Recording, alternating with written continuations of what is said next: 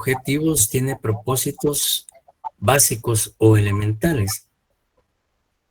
Y ya entrando en materia, el derecho procesal penal, una de las, digamos, el primer objeto del derecho procesal penal es la realización de la justicia penal a través del proceso penal.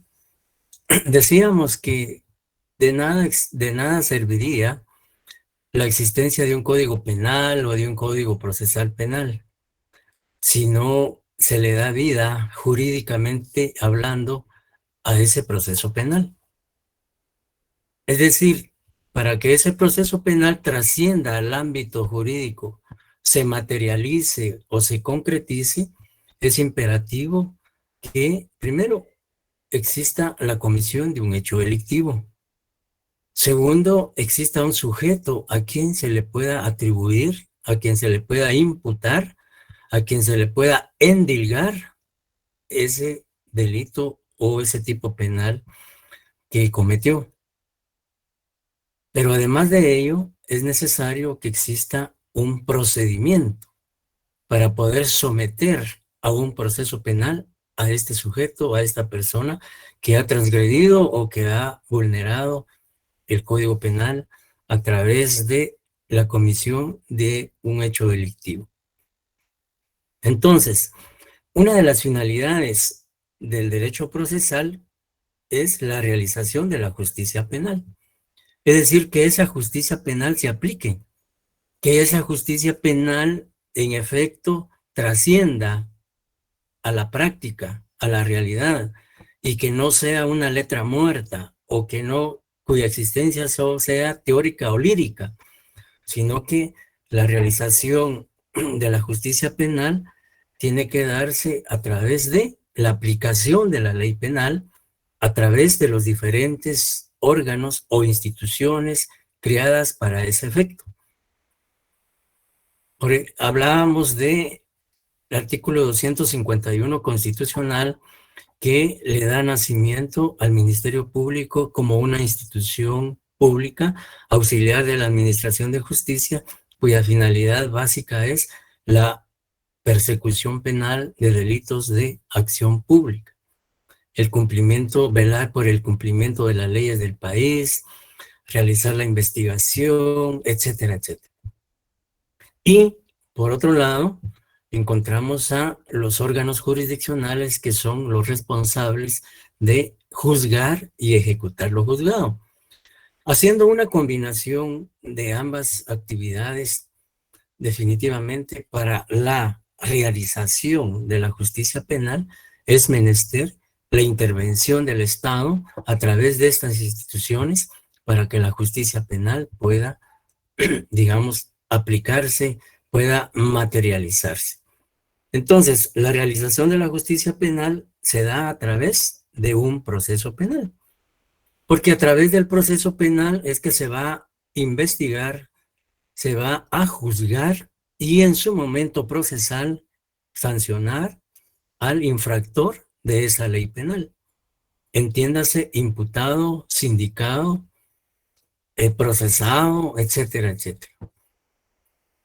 Entonces, para que la justicia penal realmente trascienda y nazca la vida jurídica, decía, es menester que exista la intervención del Estado a través de sus instituciones, como las que mencioné, igual que otras, ¿ya? La defensa pública, por ejemplo, que en un proceso penal el imputado no tenga los recursos económicos para, digamos, contratar los servicios profesionales de un abogado privado, pues el Estado, a través del Instituto de la Defensa Pública Penal, que ha sido creada para ese efecto, le proporcionará un abogado que le asista jurídica y técnicamente dentro de ese proceso penal, para no violentar sus derechos fundamentales como el derecho de defensa, la presunción de inocencia, etcétera.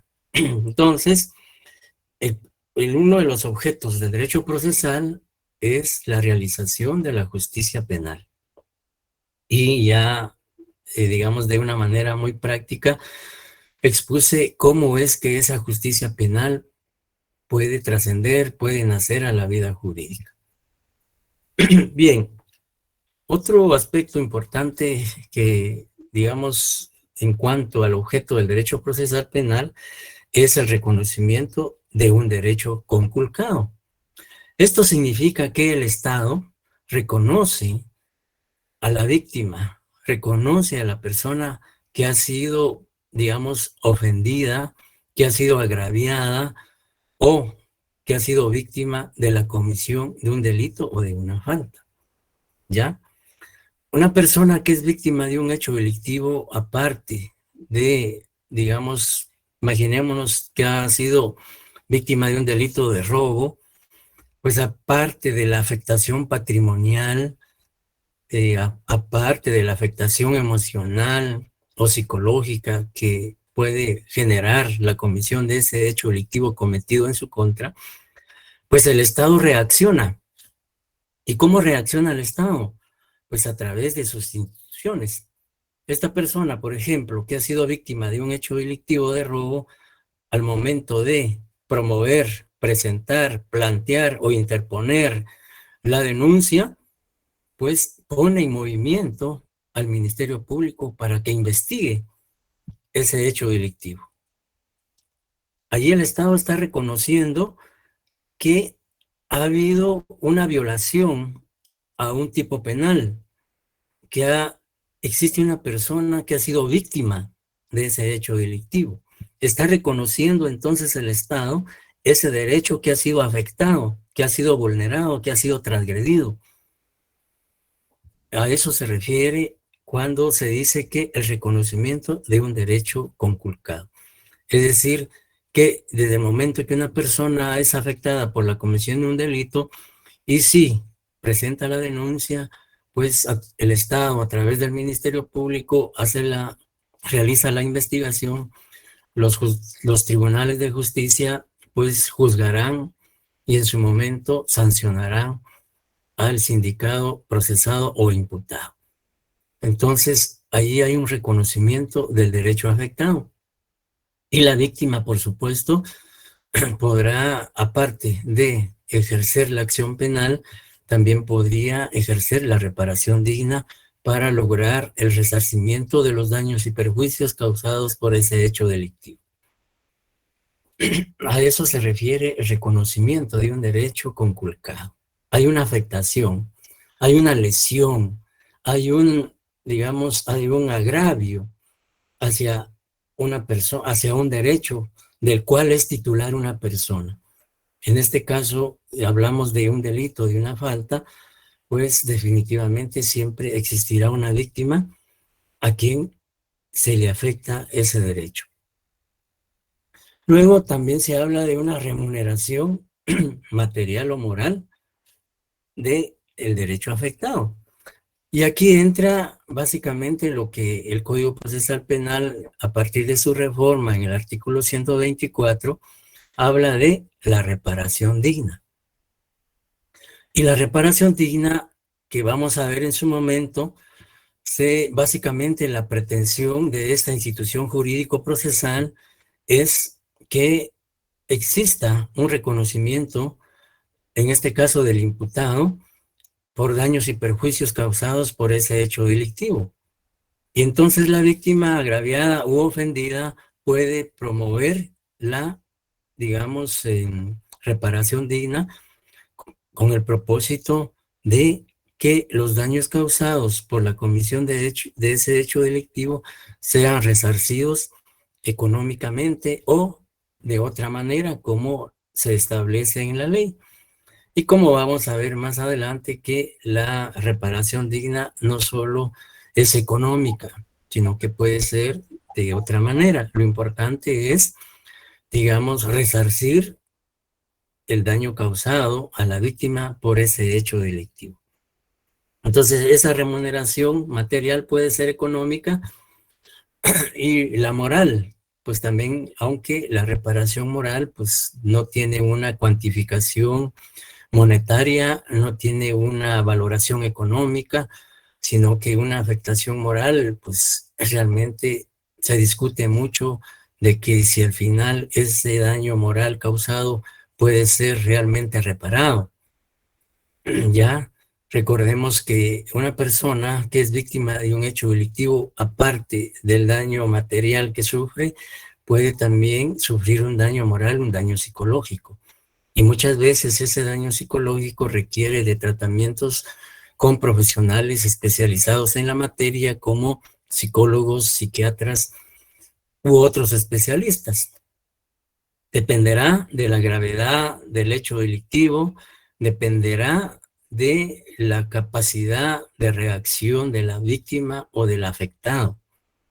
Pero de todas maneras se produce un daño tanto material como moral. Digamos, una persona, el hecho de que sea víctima de un delito, pues muchas veces queda temor, queda delirio de persecución, queda, digamos, una serie de sentimientos. Y entonces la reparación de ese daño moral o psicológico es lo que se cuestiona y se discute si realmente al final puede ser reparado ese daño moral, a diferencia de la reparación del daño material, que sí puede, digamos, repararse económicamente o de otra manera. Un daño moral, pues tal vez podría, en un momento dado, que la persona públicamente se disculpe o en forma personal y directa con el afectado, pues aparte de la reparación o aparte del, digamos, resarcimiento por los daños y perjuicios, pues una disculpa o qué sé yo hacia la víctima. Pero la afectación moral o psicológica, pues les decía que muchas veces no puede, de hecho no se puede cuantificar monetaria o económicamente. Luego, también el objeto del derecho procesal penal es la obtención o, digamos, de una resolución judicial positiva o negativa de la pretensión.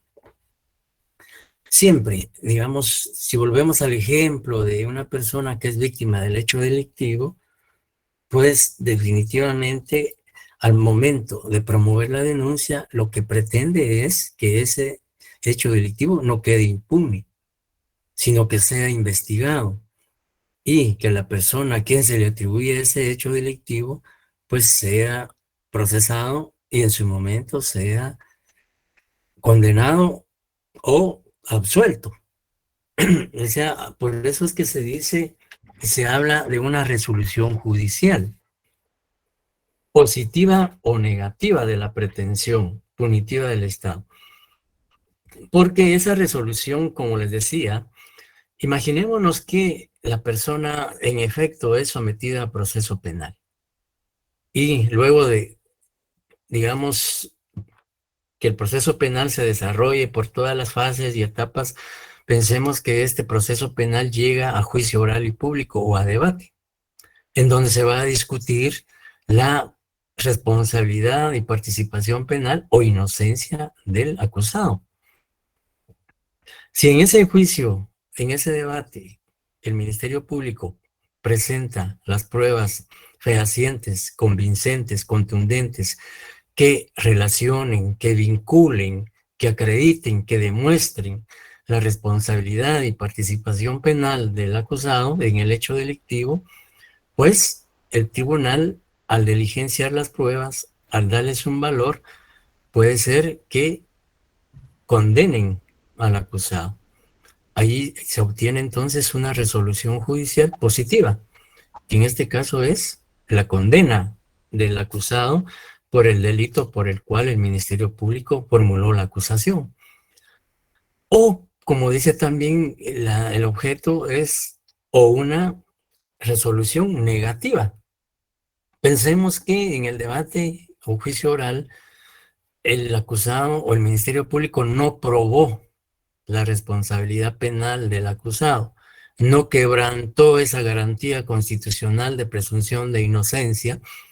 Entonces, el tribunal, al valorar la prueba y determina que la prueba presentada no es convincente, no es suficiente o que no demuestra la participación del acusado en el hecho delictivo atribuido, pues tendrá que dictar una sentencia absolutoria.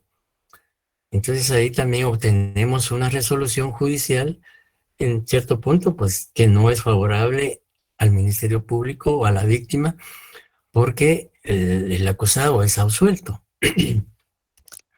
Pero de todas maneras ahí se hizo justicia, porque el acusado o el imputado fue sometido a un proceso penal en donde se observaron todos los derechos fundamentales, procesales, etcétera, y al final pues no se acreditó la responsabilidad y participación penal.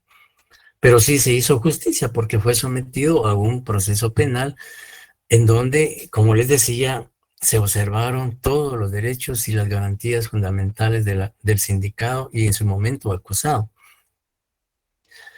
Y pues si se da lo contrario, una condena, pues de todas maneras hizo justicia, porque no pensemos que la justicia es solo lograr una condena en contra del acusado, sino justicia es aplicar la ley en su justa dimensión. Y si en este caso, en el ejemplo que yo les planteo, el acusado o en no, digamos, las pruebas presentadas por el Ministerio Público y valoradas por el Tribunal de Sentencia no probaron la participación y responsabilidad penal, pues obviamente tienen que absolver.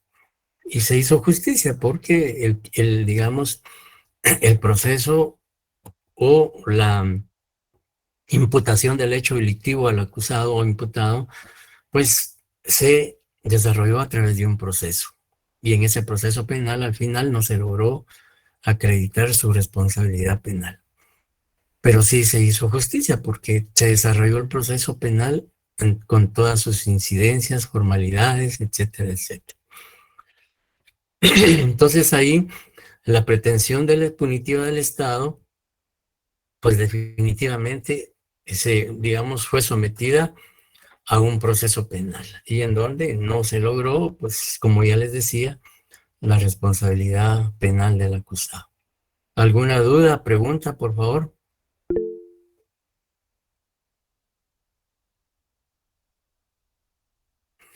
Sí, Gerardo.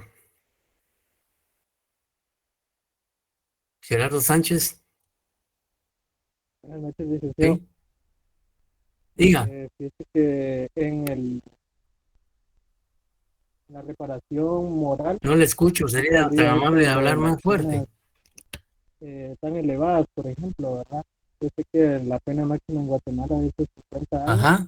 pero usted ha visto donde a veces se llegan hasta 500 años, cadenas perpetuas. ¿No sería esto como una manera de reparación moral? Sí, en efecto, tanto la Constitución de la República como el Código Penal hablan de que la pena máxima es de 50 años. Y como decía Gerardo, en efecto, muchas veces en la realidad y en la práctica a la persona sindicada o a la persona acusada se le condena recientemente, según los medios de comunicación, hubo personas que fueron condenadas a 200 años o más. Entonces, ¿qué significa esto? Imaginémonos que a una persona se le imputan 3 delitos de homicidio. La pena mínima del homicidio son 15 años y la máxima 40 años. Pensemos que por eso en un juicio oral y público se probó que en efecto él cometió los 3 homicidios y el tribunal de sentencia o el juez de sentencia decide condenarlo con pena máxima, 40 años. Póngale 40 años por cada homicidio. Entonces, si hacemos la suma, si digamos 40 años más por 3 delitos, serían 120 años, ¿ya? Sin embargo, él solo debe cumplir 50 años, ¿ya? Porque la pena máxima que regula la Constitución y el Código Penal es 50 años. Aunque sea condenado por 200 años, por 250 años, por 150 años, solo va a cumplir 50 años. No sé si queda claro esto.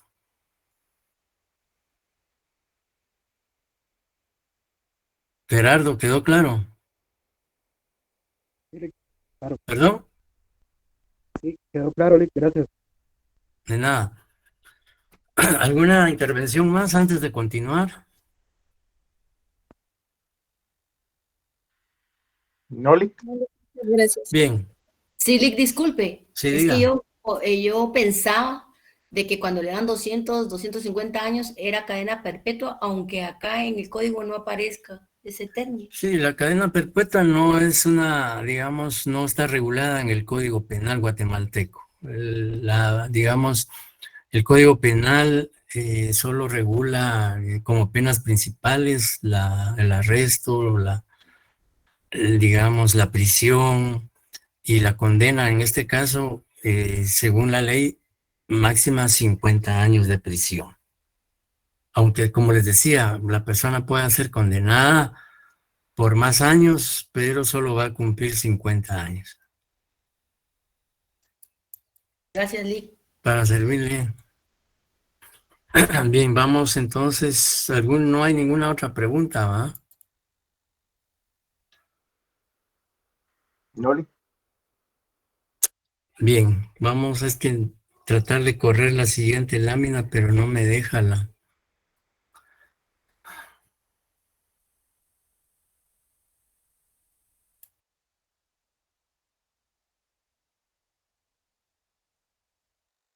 Si no, dale clic acá a la quinta diapositiva. ¿Perdón? Dígame. Que si no le deja, podría darle clic directamente a la quinta diapositiva. Bueno, gracias. Vamos a probar.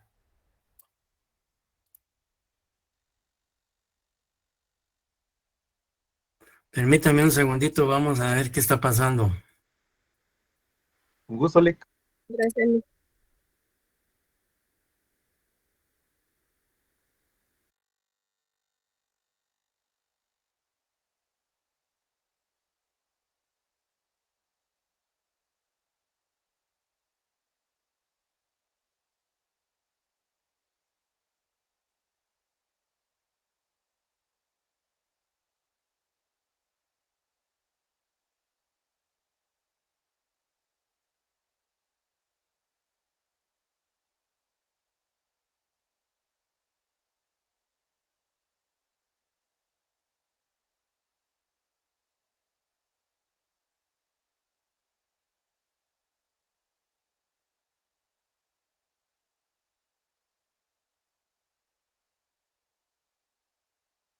Pues sí. Sí se mira, compañeros. Mira, licenciado. Sí. Muchas Sí se gracias. mira, licenciado. Bien. Todas las ramas del derecho o todas las ciencias jurídicas tienen una vinculación con otras. Y porque necesariamente tiene que ser de esa manera.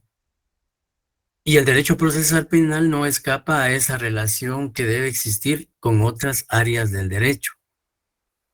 Y por supuesto, el derecho procesal penal no se relaciona única y exclusivamente con estas ramas del derecho. También se relaciona con ramas que no sean estrictamente jurídicas, pero que de una u otra manera sí tienen una gran relación y utilidad para el derecho procesal penal. Por ejemplo, con la medicina forense, con la psicología forense, con la criminalística, con la criminología, etcétera, etcétera, que son ciencias no jurídicas, pero que de una u otra manera tienen una íntima relación con el derecho procesal penal. Por ejemplo, la medicina forense. En los dictámenes, por ejemplo, en delitos contra la vida, homicidio, asesinato, parricidio, infanticidio, etcétera, para determinar la causa de la muerte de una persona, tiene que necesariamente realizarse un peritaje de necropsia o autopsia a través de un médico forense, quien determinará la causa de la muerte y otras circunstancias que interesen para la investigación. Y así podemos ir mencionando una serie de disciplinas que no son jurídicas, que se relacionan con el derecho procesal, la criminalística, el INACIF, por ejemplo, a través de sus peritos, criminalística, criminología, etcétera, etcétera. Pero por supuesto que eso también nos interesa conocer. Pero inicialmente hablamos de la relación que existe entre el derecho constitucional y el derecho procesal penal. A ver, Hugo Alfredo, ¿por qué hay relación entre el derecho procesal penal y el derecho constitucional?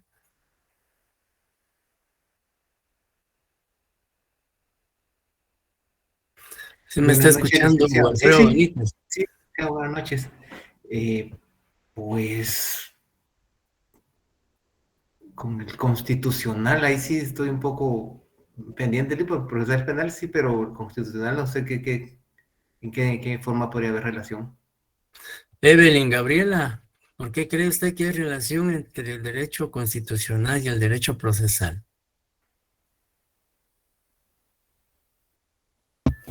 Yo creo, Lee, que es porque todo las ramas de derecho llevan su debido proceso y sus, como vaya la redundancia, ¿cómo se llama? Sus etapas, sus pasos para que se llegue a un fin, a un bien común. Ujú. Ajá. Javier Chinchilla, ¿qué piensa? Licenciado, porque la Constitución garantiza los derechos individuales. Muy bien, porque la Constitución garantiza los derechos individuales, ¿correcto? Sí, es una razón fundamental por qué es que hay relación entre el derecho procesal y el derecho constitucional. Bien, bueno, partamos de la idea de que esa conexión existente entre el derecho procesal y el derecho constitucional, en primer lugar, porque, digamos, el derecho procesal tiene su fundamento en la Constitución de la República de Guatemala. ¿Ya? Recordemos que la República de Guatemala, la Constitución de la República de Guatemala es la ley suprema. Jerárquicamente hablando, es la ley superior, es la ley que está por encima de todas las leyes ordinarias, reglamentarias, etc. Entonces, en la cúspide de las leyes, encontramos a la Constitución. Y recordemos que en la Constitución, aparte de lo que decía la compañera, que están reconocidos o están tutelados, regulados o protegidos los derechos individuales de la persona y también derechos sociales, partamos de esa idea, de que, digamos, en la Constitución, pues prácticamente están reconocidos esos derechos individuales y sociales de la persona y de la sociedad, de la comunidad. Entonces, prácticamente siendo la Constitución la ley suprema, la ley fundamental de un Estado, de un país, y que jerárquicamente está por encima de las demás leyes, pues el derecho procesal penal tiene su fundamento, sus cimientos, sus bases en la Constitución Política de la República de Guatemala. Como decía la compañera, debido a que en la Constitución se regulan y se garantizan los derechos individuales inherentes a la persona humana, como por ejemplo la justicia, la libertad, la seguridad, la salud, la educación, etcétera, etcétera. Entonces, si nosotros vemos rápidamente el artículo 1 constitucional, si alguien le da lectura, por favor, artículo 1. Artículo 1. Protección a la persona. El Estado de Guatemala se organiza para proteger a la persona y a la familia. Su fin supremo es la realización del bien común. Muchas gracias. Pues bien, ¿cuál es, digamos, el fin del Estado? Dice, ¿por qué se organiza el Estado? ¿Por qué existe el Estado? ¿Cuál es la obligación, la responsabilidad del Estado? Pues sencillamente el artículo 1 dice que para proteger a la persona, a la familia y su fin supremo, la realización del bien común. Y por supuesto, dentro de esa protección a la persona está que, digamos, en un momento dado el Estado la protege contra la comisión de un hecho delictivo, teóricamente hablando, ¿ya? Y que su fin supremo es la realización del bien común. Y la realización del bien común básicamente es que el ciudadano, todos los ciudadanos, en este caso de Guatemala, tengamos la oportunidad de realizarnos personal, social, familiar, profesionalmente, etc. Y el Estado debe proporcionarnos los medios necesarios para lograr ese fin. De lo contrario, no podríamos. Y luego también encontramos el artículo 2 de la Constitución que habla de que el Estado tiene como deberes, dice, es deber del Estado garantizarle a los habitantes de la República la vida, la libertad, la justicia, la seguridad, la paz y el desarrollo integral de la persona. Pues si pensamos en lo que nos interesa en el ámbito del derecho procesal penal, pues la justicia, la libertad, la seguridad, que son aspectos importantes en un proceso penal, ¿ya? Como vimos que el Estado, digamos, la realización de esa justicia penal. Y, por supuesto, al darse la justicia penal, pensemos que se está dando o aplicando la justicia. Y también se está garantizando el derecho afectado de la víctima agraviada u ofendida. Entonces, digamos, ahí encontramos esa relación entre derecho procesal penal y derecho constitucional.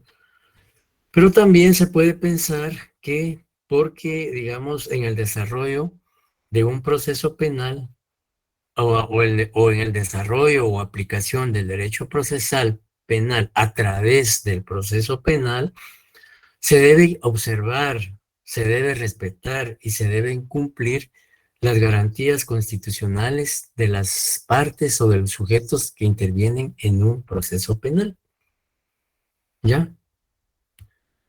Por eso es que se da esa relación también, porque en el desarrollo de un proceso penal, tanto el Ministerio Público, los tribunales de justicia y cualquier institución que intervenga o participe en ese proceso penal debe de respetar los derechos individuales de las personas que intervienen en ese proceso penal.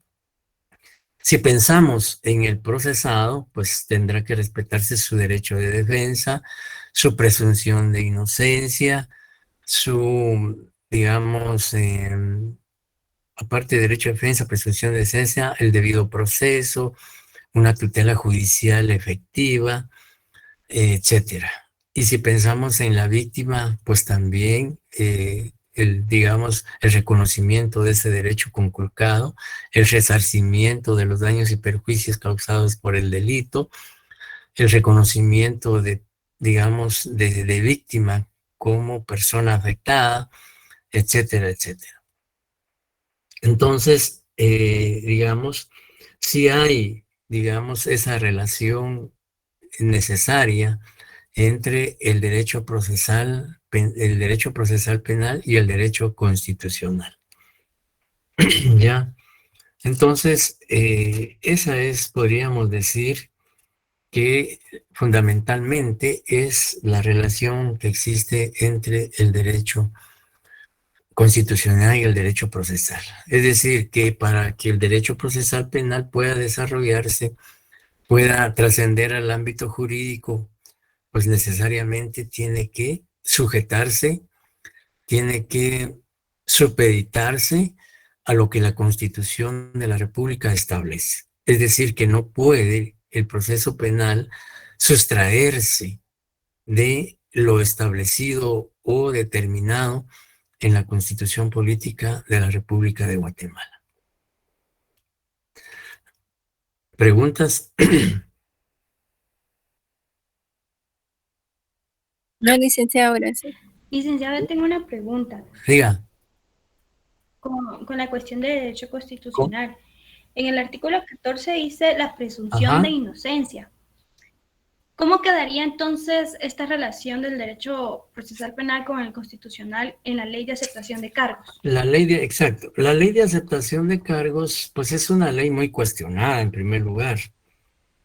Primero porque, digamos, no contempla delitos, digamos, contra delincuencia organizada, corrupción, concretamente corrupción y otros tipos penales. Bueno, sin embargo, digamos, la aceptación de cargos, la ley de aceptación de cargos, básicamente lo que pretende es que en este caso imputado o el sindicado, para poder obtener un beneficio, para poder tener una pena mínima o para poder obtener otros beneficios, es que digamos, la ley le da esa facultad de que él pueda admitir, pueda reconocer o aceptar haber intervenido o participado en la comisión de un hecho delictivo, sea como autor intelectual, material o por cooperación, o puede ser cómplice, puede ser encubridor, ¿ya? Pero el artículo, digamos, en cuanto a lo que regula el artículo 14 de la Constitución, que dice que toda persona es inocente, mientras no se le haya declarado responsable judicialmente en sentencia debidamente ejecutoriada. Es decir, que la persona, el sindicado va a tener esa investidura jurídica de que siempre va a ser considerado inocente, en tanto no se demuestre su participación o responsabilidad penal en una sentencia. Y en el caso de la ley de aceptación de cargos, desde el momento en que la persona acepta esos cargos y que en un momento dado el juez vaya a dictar sentencia, luego, pues, por supuesto, del debido proceso, y aplique esa ley de aceptación de cargos, otorgándole beneficios o uno o varios beneficios a la persona que se ha sometido a la aceptación de cargos, yo en este caso creo que ahí no hay una vulneración a la presunción de inocencia. ¿Por qué? Porque el mismo imputado está admitiendo, el mismo procesado está prácticamente asumiendo esa responsabilidad penal, ¿ya? Entonces, la presunción de inocencia, él va a mantener no obstante de que él reconozca que ha participado en el hecho delictivo, va a seguir siendo inocente, mientras una sentencia no lo declare culpable. No sé si a eso se refiere. Él va a seguir manteniendo esa investidura jurídica de presunción de inocencia, aun y cuando él haya reconocido o aceptado los hechos. Pero en tanto una sentencia no lo declare autor responsable, entonces, digamos, seguirá siendo, digamos, seguirá manteniendo esa presunción de inocencia. Pero si el juez, al dictar su sentencia, toma como fundamento la aceptación de cargos y con las pruebas que se aporten, dicta una sentencia en donde lo condene, pues obviamente él, allí la presunción de inocencia fue quebrantada y él fue condenado. Pero algo importante que quede bien claro, el hecho de aceptar los cargos no significa de que en un momento dado vaya a ser condenado. Esa aceptación de cargos tiene que ser acreditada con otros medios de prueba. Porque no es suficiente con decir, sí, yo participé en la comisión del delito, yo le di muerte a la persona. Bueno, primero pues tiene que haber un cadáver, un dictamen médico forense, puede haber que hayan testigos, puede haber que hayan documentos, y toda la prueba que exista dentro del proceso tiene que acreditar lo que dice la persona que acepta los cargos. Porque no basta decir a mí se me puede ocurrir decir, bueno, yo lo cometí, pero hay que probarlo. No es suficiente con que él diga, yo participé, yo cometí el hecho, y ya con eso el juez vaya a condenar. No, tiene que probarse, valga la redundancia, con la prueba que existe en el proceso, si en efecto él participó o no, ¿ya? Entonces no es suficiente con que él reconozca haber intervenido o participado en el hecho delictivo para condenarlo, sino que todo eso se tiene que, digamos, fortalecer con la prueba que exista dentro del proceso. No sé si quedó Muy claro bien. esto. Entonces siempre va a seguir un medio el proceso probatorio y siempre nos quedamos en el sistema acusatorio. Por supuesto, digamos, el hecho de que él acepte los cargos no implica de que, digamos, como les decía, el hecho de que él acepte los cargos, pues hay que corroborarlos con las pruebas que existen en el proceso. Y si al final el juez con la prueba existente más la aceptación de cargos considera que sí queda aprobada la participación penal, pues lo condenará.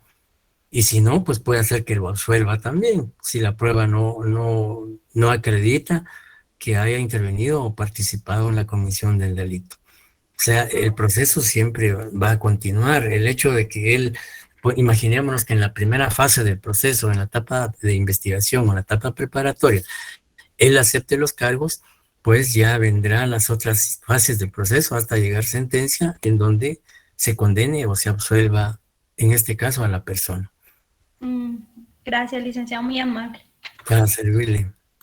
Dairin Zulema, quería preguntar algo. Lick, buenas noches. Incluso cuando se da el caso de procedimiento por vía de el procedimiento Abreviada. abreviado.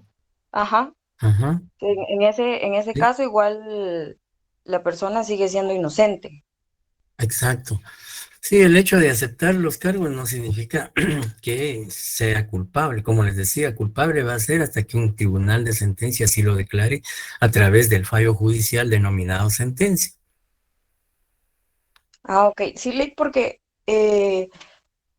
a veces pasa también de que, pero no sé la verdad cómo está esto, porque pasan todos los procesos y ya en la última audiencia la persona dice, sí, yo lo hice, y en esa misma audiencia se le da el procedimiento abreviado y ya se le dicta sentencia. Entonces no sé cómo estaría el Mire, proceso. el procedimiento abreviado prácticamente es un proceso especial, es un proceso específico y que vamos a analizar en su momento, pero adelantándonos un poco, para que se dé el procedimiento abreviado, primero tiene que, ahí de acuerdo a la ley, tiene que darse la aceptación de los cargos o del hecho imputado.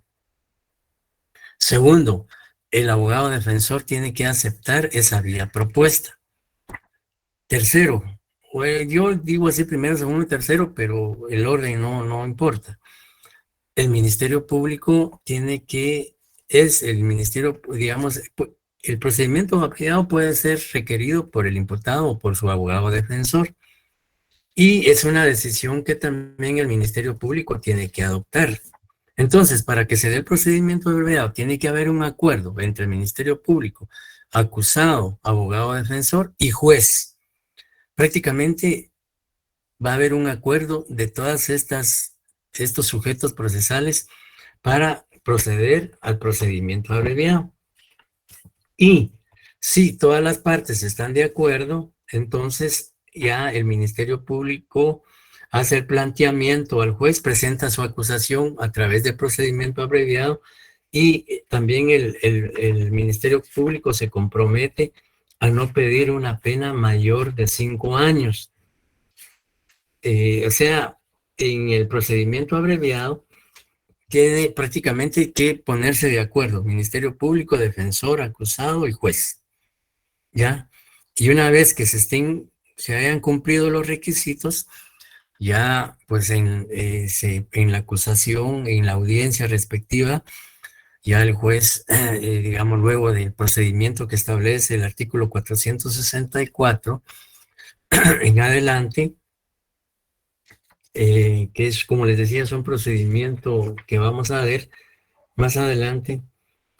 El artículo 464, a partir del artículo 464 y 465, está regulado en lo que es el procedimiento abreviado. Y en esa audiencia el juez dicta sentencia, como puede que condene o puede que absuelva, porque el hecho de que se acepte, como les decía, el cargo no significa de que se vaya a condenar, porque si no hay otras pruebas que demuestren lo que afirma el acusado, pues no, el juez no tendría cómo condenar. Pero sí, además de la versión y de la aceptación de los cargos, hay pruebas documentales, testimoniales, periciales, materiales, que acrediten que él participó, pues el juez tendrá que condenar. No sé Ok, si...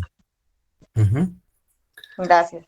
Bien, entonces también encontramos una relación entre el derecho, el derecho procesal con el derecho penal. Y aquí pues ya tenemos nosotros una idea por qué es que existe una relación entre el derecho penal y el derecho procesal penal. ¿Alguien quisiera recordar por qué?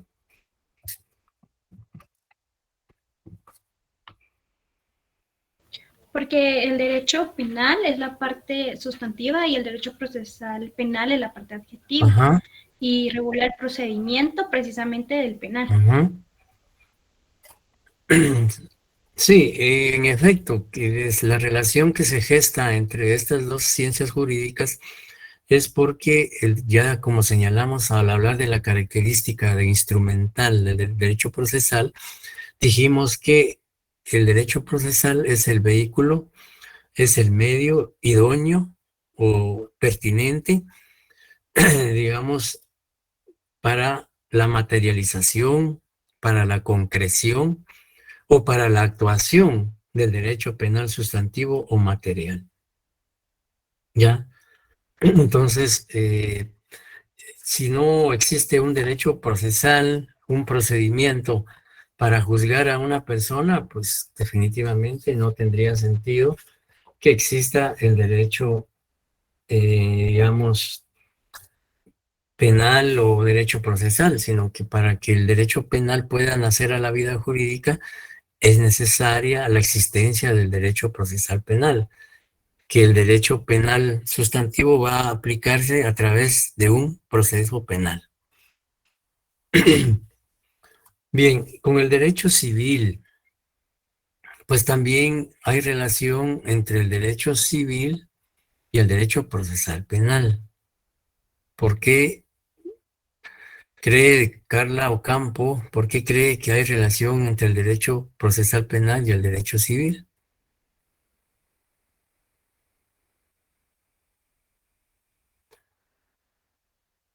¿Se me está escuchando, Carla Ocampo?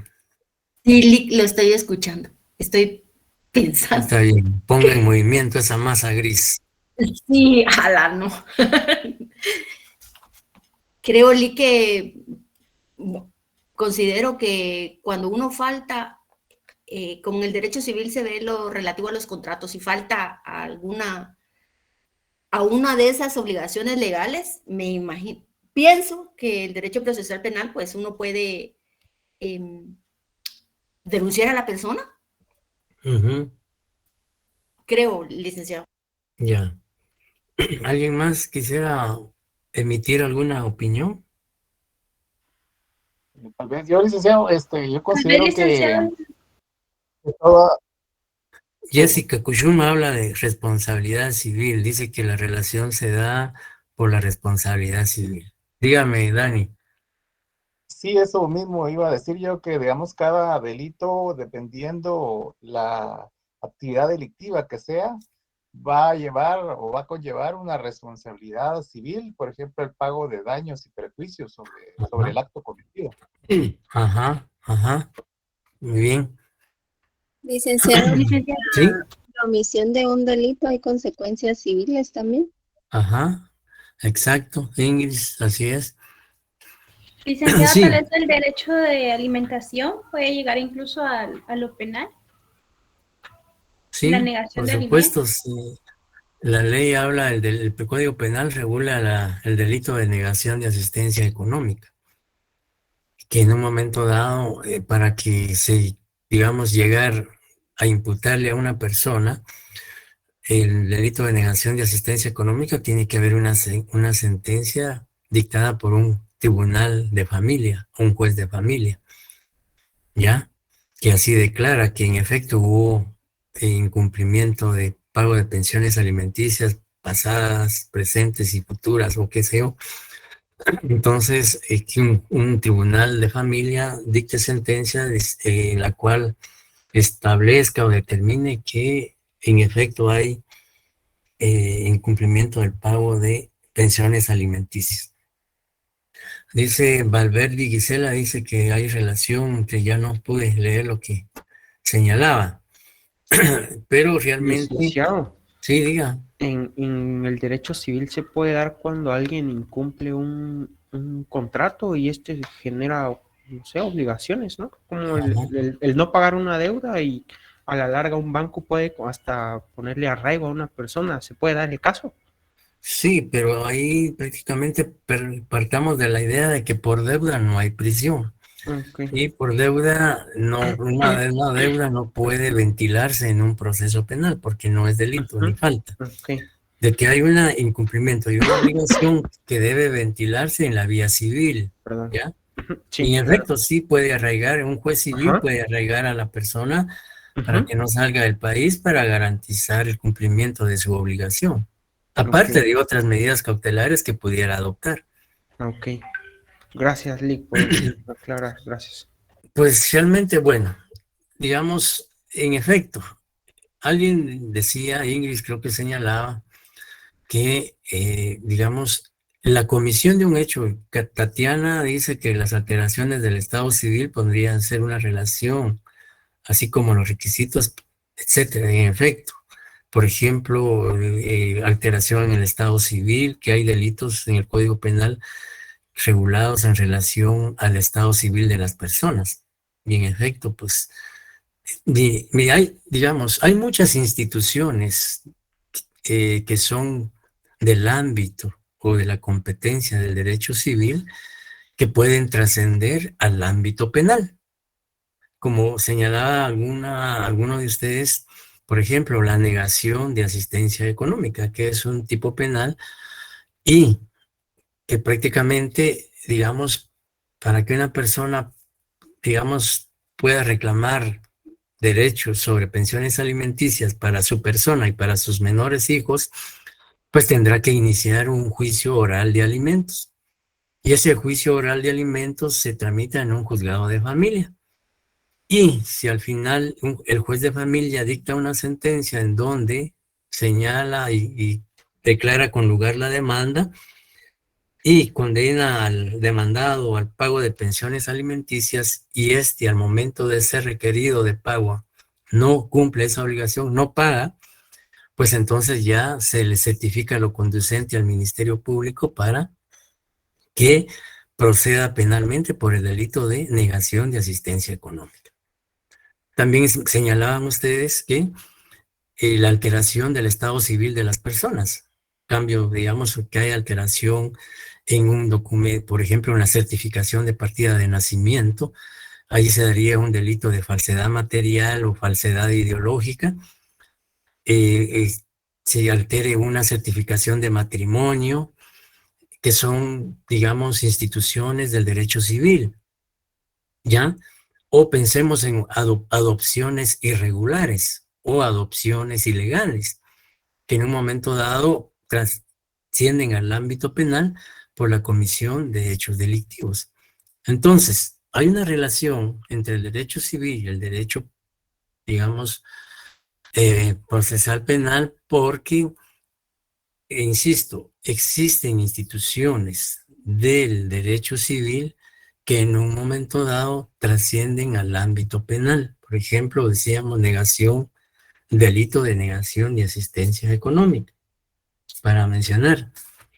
O podría ser también un delito de desobediencia, que un juez civil le ordene al demandado que cumpla con determinada obligación y no lo hace, entonces el juez puede ordenar al Ministerio Público que inicie investigación contra esta persona por el delito de desobediencia. ¿Ya? Entonces, ahí ese tipo penal surgió como consecuencia de una incidencia producida en un juicio civil. Y también podemos decir que esta relación se da porque la comisión de un hecho delictivo o la comisión de una falta genera el nacimiento de dos acciones. ¿Ya? Repito, también se puede afirmar que la relación que existe entre el derecho civil y el derecho procesal penal es porque la comisión de un hecho delictivo produce o tiene como consecuencia el nacimiento de dos acciones. Una, la acción penal, que es para, digamos, procesar penalmente a la persona sindicada, procesada o imputada.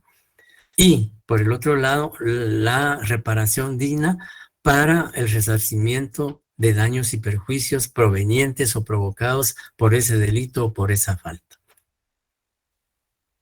Y en esto lo podemos establecer, vámonos al artículo 112 del Código Penal. Alguien que le dé lectura al artículo 112 del Código Penal, no procesal penal, sino Código Penal. Personas responsables. Toda persona responsable penalmente de un delito o falta lo es también civilmente. Gracias. Digamos, ese artículo prácticamente nos confirma de que una persona a quien se le atribuye la comisión de un hecho delictivo no solo responde penalmente, sino también responde civilmente. Y a partir del artículo 112 al 122 encontramos que vamos a ver más adelante cuando veamos la responsabilidad civil, pero nos estamos adelantando para establecer la relación que existe entre el derecho civil y el procesal penal. Entonces, por un lado, la comisión de un hecho delictivo, el imputado puede ser penalmente procesado y civilmente demandado por daños y perjuicios. Y pues también, como señalábamos, puede ser por otro tipo de delito. Por ejemplo, a partir del artículo 226 del Código Penal, encontramos algunos delitos contra el orden jurídico familiar y contra el Estado civil, que es digamos, prácticamente el título quinto. A partir del 226 encontramos delitos que atentan contra el orden familiar o civil, al 241 del 226 al 241 del Código Penal. Son delitos contra la alteración del Estado civil, etcétera, etcétera. Entonces, también, y la reparación digna, decíamos que está regulada en el artículo 124 del Código Procesal Penal, que en su momento también vamos a analizar. Bien, también se da una relación entre el derecho procesal civil y el derecho procesal penal. ¿Por qué se da esta relación?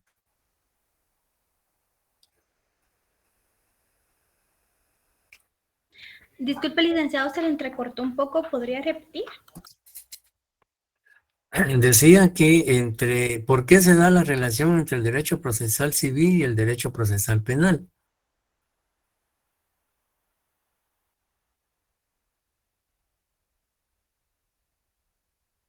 ¿Sí me escuchó?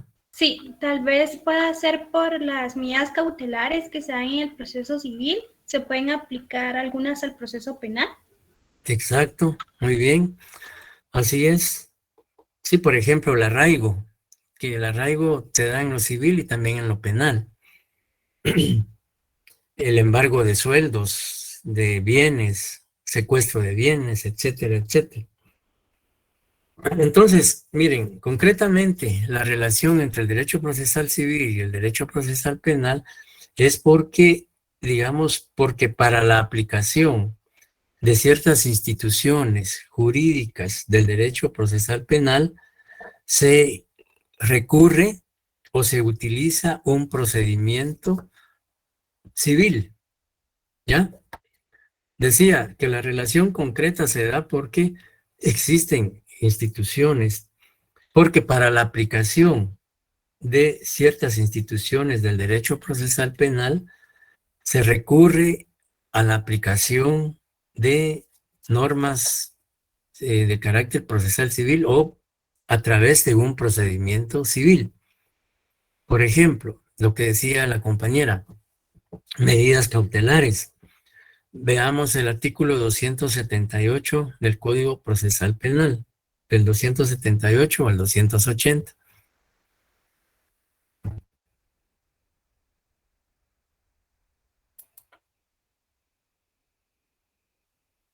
Artículo 278 del Código Procesal Penal, remisión. El embargo de bienes y las demás medidas de coerción para garantizar la multa o la reparación, sus incidentes, diligencias, ejecución y tercerías se regirán por el Código Procesal Civil y Mercantil. En los delitos promovidos por la Administración Tributaria se aplicará lo prescrito en el artículo 170 del Código Tributario. En estos casos será competente el juez de primera instancia o el tribunal que conoce de ellos. Solo serán recurribles cuando lo admita la mencionada ley y con el efecto que ella prevé. Ya, muchas gracias. Pues bien, claramente el artículo 278 al 280 señalan que en caso de, dentro del proceso penal se apliquen medidas de coerción patrimoniales, es decir, relacionado con bienes o patrimonio del imputado, pues se hace a través de un procedimiento civil. En este caso, si se trata, por ejemplo, de cuentas bancarias o un embargo de bienes inmuebles, digamos fincas, propiedades, etcétera, o secuestro de bienes muebles como por ejemplo vehículos, pues entonces la ley claramente dice que como el Código Procesal Penal no tiene establecido un procedimiento para esos menesteres, para esas instancias, entonces tenemos que acudir o recurrir al Código Procesal Civil y Mercantil. Bien. Con el derecho administrativo, ¿por qué se relaciona el derecho procesal penal con el derecho administrativo?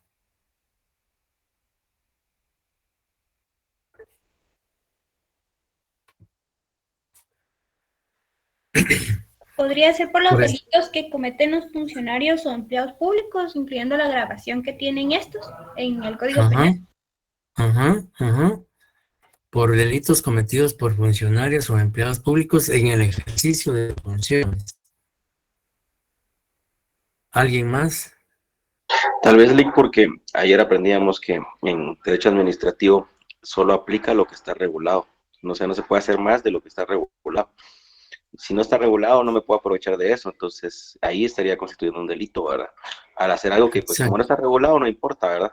Pero vemos que el Código Procesal Penal sí lo va a normar y entonces va a traer consecuencias para quienes ya Sí, hagan digamos, digamos en el ámbito, de acuerdo a la Constitución, en el artículo 154, 158, hablan de que el funcionario o empleado público solo debe hacer lo que la ley le permite. No puede hacer más allá de lo que la ley le faculta. ¿Ya? Entonces, digamos, lo que decía la compañera, hay una relación entre el derecho procesal penal y el derecho administrativo porque un funcionario público o un empleado público que está al servicio de la administración pública puede incurrir en la comisión de hechos delictivos en el ejercicio de sus funciones, ¿ya? Entonces, si ese funcionario o empleado público comete un hecho delictivo, pero en el ejercicio, aquí lo importante es que sea en el ejercicio de su función administrativa como empleado o como funcionario, no como particular, sino que la comisión de ese hecho delictivo tiene que derivar, tiene que ser consecuencia del ejercicio de la función que desempeña o desarrolla este empleado o este funcionario público. Por ejemplo, el abuso de autoridad, el incumplimiento de un deber, ¿ya? Digamos, puede ser que un funcionario público en el ejercicio de su función abuse de la autoridad que le ha delegado el Estado o que le ha delegado la administración pública y que aprovechándose de ese cargo, esa función, él se extralimite de sus facultades, de su competencia y que como consecuencia de ello puede incurrir en la comisión de un hecho delictivo. Un ejemplo, podemos citar lo que regula el artículo 418 del Código Penal, que habla de abuso de autoridad. Veamos el artículo 418 del Código Penal. Artículo 418, Código Penal. Abuso de autoridad. Comete delito de abuso de autoridad el funcionario o empleado público que, abusando de su cargo o de su función, ordenare, realizare o permitiere cualquier acto arbitrario o ilegal en perjuicio de la administración pública o de terceras personas, sean particulares, funcionarios o empleados públicos, que no se hallaren especialmente previstos en las disposiciones de este código. El responsable de este delito será sancionado con pena de prisión de 3 a 6 años e inhabilitación especial. Igual sanción se impondrá al funcionario o empleado público que usare apremios ilegítimos o innecesarios. Ajá, muchas gracias. Lo importante es que ese funcionario público o ese empleado público, abusando de sus funciones, incurra en la comisión de un hecho delictivo.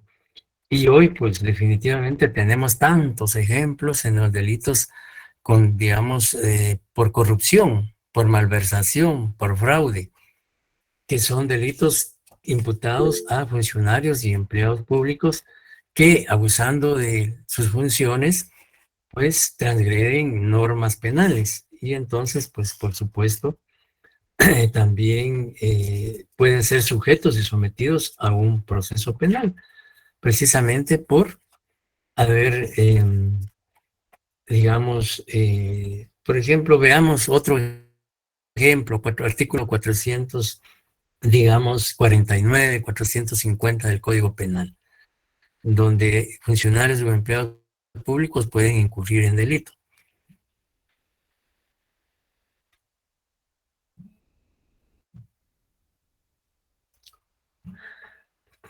¿Alguien que le dé lectura? Sí, el 449 habla del tráfico de influencias y dice que comete delito de tráfico de influencias las personas que por sí misma o por interpósita persona o actuando como intermedia influyen en un funcionario o empleado público, prevaleciéndose para ello de su jerarquía, posición, amistad o cualquier otro vínculo personal para obtener un beneficio indebido para sí o para tercera persona en un asunto que dicho funcionario o empleado público esté conociendo o deba resolver, haya o no detrimento del patrimonio del Estado o de un tercero. El responsable de este delito será sancionado con prisión de 2 a 6 años e inhabilitación especial. El 450 nos habla de fraude, que comete delito de fraude en la administración pública el funcionario, empleado público, quien ejerza funciones públicas o quien con ocasión de uno o más contratos con el Estado de ejecución de obras o servicios intervenga en cualquier fase de los procesos de licitación, cotización, adquisición, compra, concesión, subasta, liquidación procesada directamente o por medio de otra unidad ejecutora o usar cualquier otro artificio para defraudar al Estado. El responsable de este delito será sancionado con prisión de 5 a 10 años. No sé si sigo, Lito. No, ahí dejémoslo, muchas gracias. Gracias, Silvia. Pues ahí podemos ver algunos ejemplos que se dan entre la relación entre el derecho procesal penal y el derecho administrativo. Erika, Lucía, pregunta, diga. Sí, licenciado. Entonces, según esto, licenciado, el Ministerio Público puede actuar de oficio. ¿Cómo quedaría entonces la situación del hoyo de Villanueva respecto a la ley de contrataciones del Estado, que no se llenaron, por decir así, los requisitos y procedimientos establecidos a la hora de llenar el agujero y luego se lavó ese lodo? No, por supuesto, ahí lo que tiene que hacer el Ministerio es determinar si hubo negligencia, si hubo, digamos, responsabilidad de los que intervinieron, tanto en los que tomaron la decisión como los que en un momento dado ejecutaron. Ver si en efecto hubo alguna arbitrariedad o si su conducta puede encuadrar en un tipo penal. Y si es así, pues proceder a la investigación, a recolectar los medios de investigación para acreditar esa participación y en su momento, pues deducir las responsabilidades penales correspondientes. ¿Ya? Licenciado, pero aún así no es tan fácil porque también ellos gozan del derecho de antejuicio, ¿verdad? Entonces hay un proceso extra Sí, con el contralor. Por supuesto, si las personas gozan de esa garantía, de ese privilegio digamos, de antejuicio, pues el Ministerio Público puede promover las diligencias de antejuicio para que un tribunal competente declare si hay lugar a formación de causa, y si ese antejuicio es declarado con lugar, pues se les despoja de esa inmunidad y se procede a su investigación. Gracias, licenciado. Disculpe, pero es peor lo del libramiento de Chimaltenango, ¿verdad? Sí, digamos, recordemos que en el asunto de Chimaltenango ya hubo 2 o 3 procesos e incluso están todavía en desarrollo, no han concluido. Entonces, ahí prácticamente hay pues responsabilidad penal de muchas personas, funcionarios y empleados, así como instituciones privadas, ¿no? Personal de instituciones privadas. Entonces, ahí pues son claros ejemplos de que el ejercicio de la administración pública o de la función pública puede generar la comisión de hechos delictivos por el abuso o aprovechamiento de esa función administrativa. En Bien. esos casos también habría responsabilidad civil sobre las empresas contratadas, ¿verdad, licenciado? Sí, exacto. Sí, puede haber responsabilidades. Mire, aquí puede darse responsabilidad penal, responsabilidad civil y responsabilidad administrativa. Ya, digamos, la responsabilidad administrativa, pues que implicaría digamos, una investigación administrativa a través de un expediente administrativo, y luego pues ya vendrá la destitución o la sanción correspondiente, dependiendo la falta, independientemente de la responsabilidad penal y civil. Bien, con el derecho tributario. ¿Por qué hay relación con el derecho tributario? Porque a través de los procesos penales se logra sancionar a las personas que no quieren pagar sus impuestos al Estado. Exacto. Y de esa manera se afecta al sistema tributario del Estado. Ajá, muy bien. Lili Fuentes, ¿quería decir algo?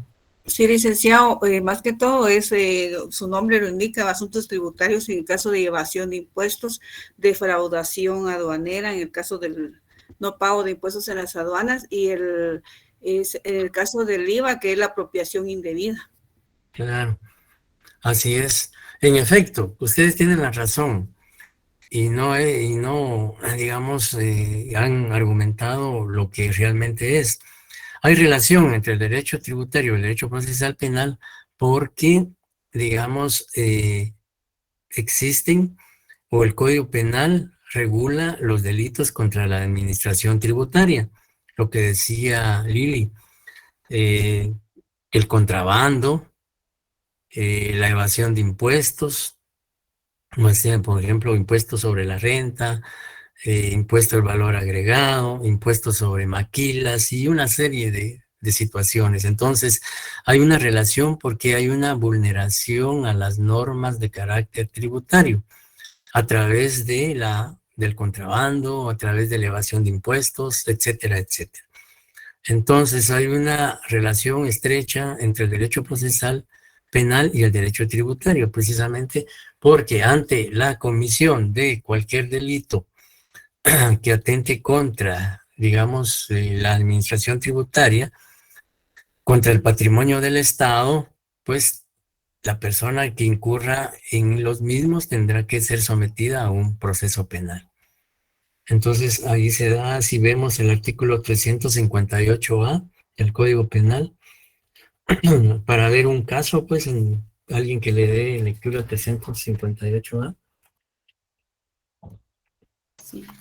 Defraudación tributaria. Comete delito de defraudación tributaria quien mediante simulación, ocultación, maniobra, ardid o cualquier otra forma de engaño induzca a error a la administración tributaria en la determinación o el pago de la obligación tributaria de manera que produzca detrimento o menoscabo en la recaudación impositiva. El responsable de este delito será sancionado con prisión de 1 a 6 años que graduará el juez con relación a la gravedad del caso y multa equivalente al impuesto omitido. Si el delito fuere cometido por persona extranjera, se le impondrá además de las penas a que se hubiere hecho acreedora la pena de expulsión del territorio nacional, que se ejecutará inmediatamente que haya cumplido aquellas. Sí, ahí a partir del 358A al 358D encontramos los delitos contra el régimen tributario. Ya, entonces ahí encontramos la relación entre el derecho procesal penal y el derecho tributario. Con el derecho internacional. Hay relación entre el derecho procesal penal y el derecho internacional porque el Estado de Guatemala ha suscrito tratados, convenios internacionales en materia penal y en materia de derechos humanos que de una u otra manera en un momento determinado tienen aplicación dentro del ámbito del derecho procesal penal y sobre todo en el proceso penal. Decía que es una relación en derecho internacional porque el Estado de Guatemala ha aceptado, firmado y ratificado convenios, tratados internacionales en materia de derechos humanos, en materia de derecho penal, y que en un momento dado tienen aplicación en el ámbito del derecho penal, ¿ya? O el derecho procesal penal. Por ejemplo, el tratado de extradición. Tratado de extradición que se ha suscrito entre varios estados para, últimamente ustedes en los medios de comunicación han visto que varias personas han sido extraditadas a Estados Unidos porque son reclamados por diferentes estados por la comisión de hechos delictivos cometidos, digamos, básicamente tráfico de drogas, lavado de dinero, y hoy en día pues se habla también de trata de personas o trata de migrantes. Entonces, hay tratados y convenios internacionales, decía yo, la extradición, tratados sobre anticorrupción, ya, tratados contra delincuencia organizada internacional, que son, para mencionarles algunos, ¿verdad? También tratados sobre lavado de dinero, trata de personas, que son delitos, ahora ya no se pueden decir que solo afectan a un estado, sino afectan a varios estados. Por eso tienen una connotación internacional. Y por eso los estados han unido esfuerzos a través de los convenios y tratados para combatir esos flagelos que no solo afectan a un estado, sino afectan a varios. ¿Ya? Entonces, ahí se da esta relación entre el derecho internacional y el derecho procesal penal. Y finalmente, como último punto, encontramos la relación que se da entre lo que es, no relación, sino que en las fuentes del derecho procesal penal.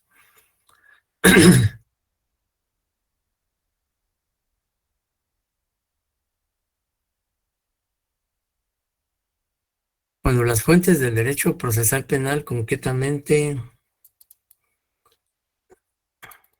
dice que no me está fallando otra vez el internet, no me quiere dar pasar a la siguiente presentación. Vamos a ver. Sigue la misma, ¿verdad? Sí, licenciado. Sí, licenciado. Sí,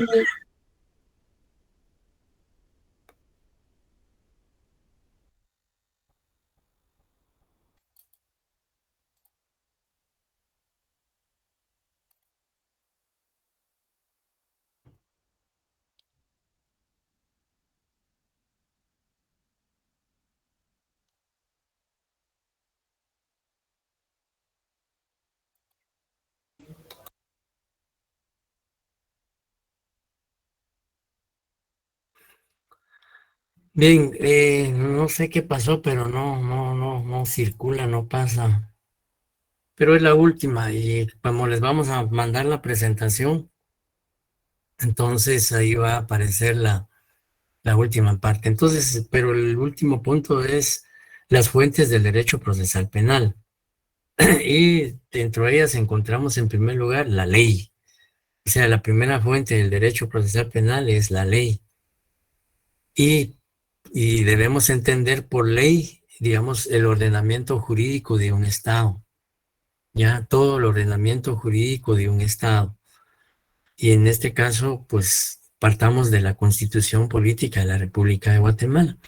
Entonces, digamos, las fuentes del derecho procesal penal, en primer lugar, encontramos la ley. Y debemos entender la ley como el ordenamiento jurídico de un Estado o de un país, ya que comprende las diferentes clases de leyes, atendiendo a su jerarquía, ¿ya? Entonces podemos mencionar en primer lugar a la Constitución Política de la República de Guatemala. Luego vendrán las leyes ordinarias, y entre las leyes ordinarias pues encontramos al Código Penal, Código Procesal Penal, Ley del Organismo Judicial, Ley del Ministerio Público, es decir, todas las leyes de carácter ordinario. Y luego encontramos las leyes de carácter reglamentario, ¿ya? Y también las leyes especiales, Erika Lucía dice leyes especiales penales, ¿verdad? Por supuesto. Las leyes penales conexas, ¿eh? Por ejemplo, ley de femicidio y violencia contra la mujer, ley en conflictos de adolescentes con la ley penal, ley de la niñez, etcétera, etcétera.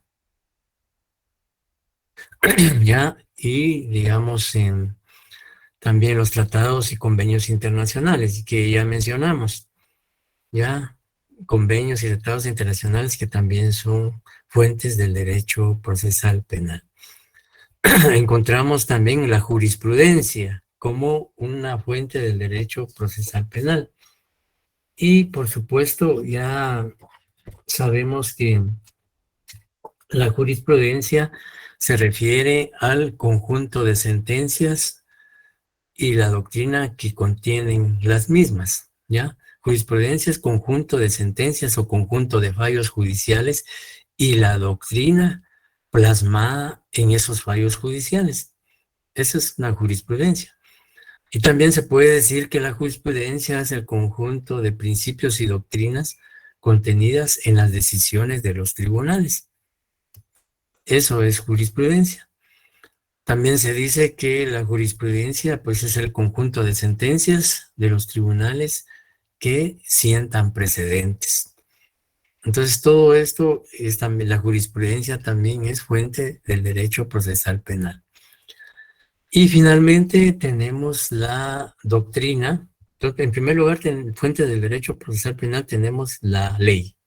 Segundo, la jurisprudencia. Y tercero, la doctrina. Y por doctrina debemos entender los tratados o las enciclopedias jurídicas que han escrito diferentes autores que contienen criterios y, digamos, se les ha llamado doctrina al pensamiento técnico y jurídico plasmado en esos textos o en esos libros, que también son fuentes del derecho procesal penal, porque muchas veces, y si ustedes han visto algún fallo judicial, sentencia o un auto, muchas veces se citan doctrina de determinados autores, ¿ya? Dice los jurisconsultos, que son los jurisconsultos, pues son los que emiten, digamos, jurisconsulto, pues es todo, digamos, tratadista o autor de textos jurídicos, o también estudiosos del derecho, de las ciencias del derecho. Por ejemplo, en algunos fallos, en algunas sentencias, muchas veces se cita el criterio de un autor, ¿ya? Por ejemplo, en derecho procesal penal o en una sentencia, al hablar pensemos en hablar de la teoría del delito, por ejemplo, se puede citar el criterio o el pensamiento de Zaffaroni, por ejemplo, ya que ha escrito mucho sobre la teoría del delito, o de cualquier otro autor. Entonces también la doctrina es fuente del derecho procesal penal. Con esto entonces, compañeros, concluimos el primer punto del programa, así tratando de verlo tal vez no con tanta profundidad, pero ver los aspectos más relevantes del tema. Así es que si no hay ninguna pregunta, pues concluimos nuestra sesión de esta noche. Y Dios primero, nos saludamos el día jueves, tratando de avanzar y abordar el segundo tema o el segundo punto del programa. Buenas noches, Lick, que descanse. Buenas noches, licenciado. Hoy sí no falló el micrófono.